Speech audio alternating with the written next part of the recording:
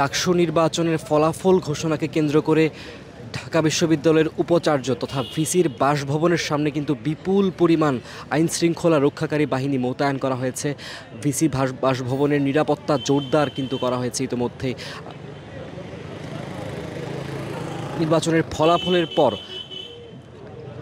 কোনো প্রকার সংঘাতময় পরিস্থিতি যাতে সৃষ্টি না হয় এবং এই বাসভবনের সামনে যাতে কোনো প্রকার অপ্রীতিকর ঘটনার তৈরি না হয়, সেই লক্ষ্যে কিন্তু ভিসির বাংলোর সামনে আইনশৃঙ্খলা রক্ষাকারী বাহিনী মোতায়েন করা হয়েছে।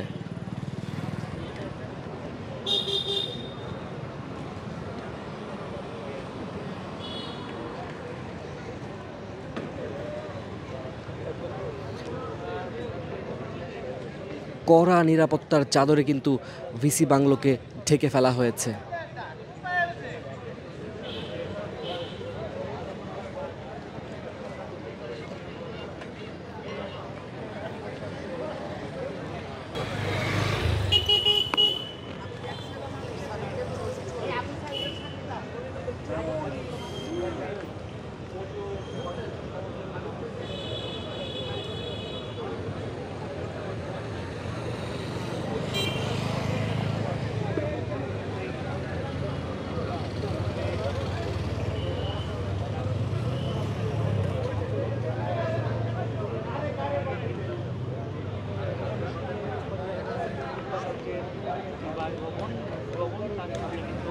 নিরাপত্তা